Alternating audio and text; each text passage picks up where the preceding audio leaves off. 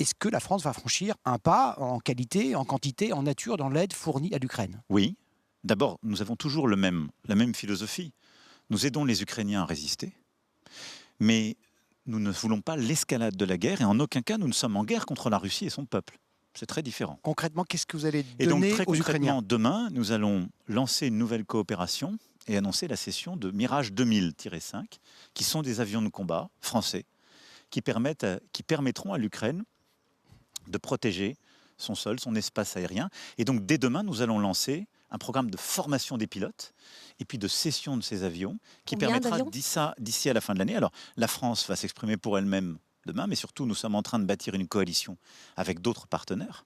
Donc je ne serai pas définitif ce soir sur le nombre. Et pour qu'on Mais ait une idée. l'objectif, c'est Quand que ces avions seront-ils comme, livrés? comme nos partenaires le font sur le F-16, qu'on puisse le faire. Ce qui est le facteur dimensionnant, c'est le temps de formation des pilotes. Et donc, on va proposer au président Zelensky que les pilotes puissent être formés dès cet été. Il faut normalement 5 à 6 mois. Et donc que d'ici à la fin de l'année, ils puissent avoir pilotes et avions.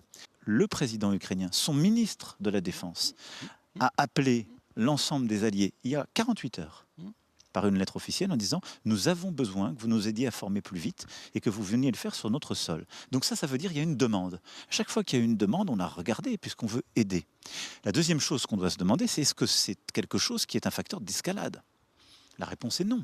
Aller former quelqu'un dans la zone ouest, qui est une zone libre en Ukraine, ça n'est pas agressif Mais à C'est l'égard un facteur de la Russie. d'escalade s'ils Et sont donc, tués, mais aujourd'hui, s'ils sont ciblés et tués.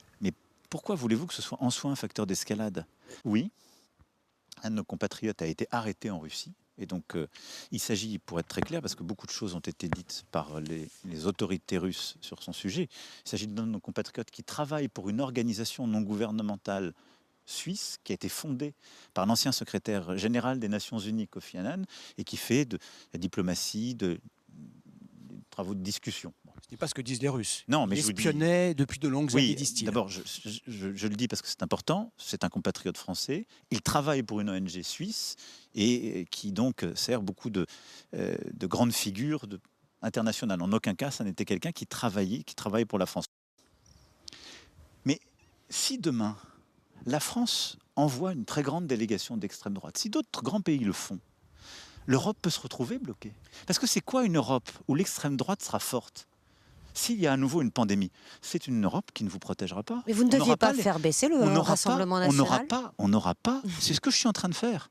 Là En parlant, en essayant de Mais ça convaincre. ne se voit pas C'est-à-dire dans que les... vous n'aurez pas. Mais moi, je suis sur les idées. Je ne veux pas commenter Oui. les sondages. Je suis là pour parler. Je suis là pour défendre mes idées. Et donc, si demain l'extrême droite a une minorité de blocage en Europe, Oui.